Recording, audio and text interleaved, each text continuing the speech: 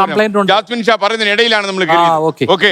Jasmine പറയും. ഇതിൽ ഞാൻ പറയുന്നത് യഥാർത്ഥത്തിൽ സർക്കാരുകളാണ് ഇവരെ. ജാസ്മിൻ എല്ലാത്തിലും ദൂഷ്യവശം കാണുന്ന ഒരു സംഘടനാ മേധാവിയാണ്. ദൂഷ്യഫലങ്ങൾ പറഞ്ഞാലേ മനുഷ്യർക്ക് നന്നായി. അത് തുറന്നു പറയണം.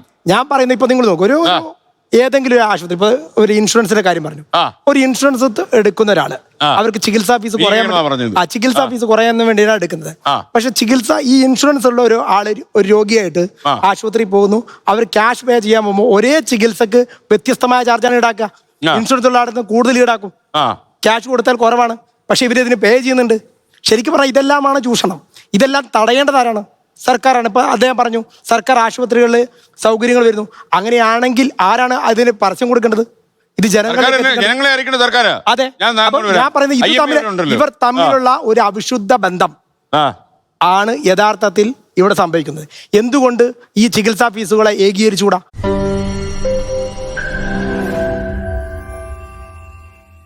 ലോകത്തെവിടെയായാലും ഏത് സമയത്തും 24 വാർത്തകളും ഓഗ്മെന്റഡ് റിയാലിറ്റി പാക്കേജുകളും എക്സ്പ്ലെയിനറുകളും വിശദമായി കാണാൻ ഞങ്ങളുടെ യൂട്യൂബ് ചാനൽ നിങ്ങൾക്ക് സബ്സ്ക്രൈബ് ചെയ്യാം.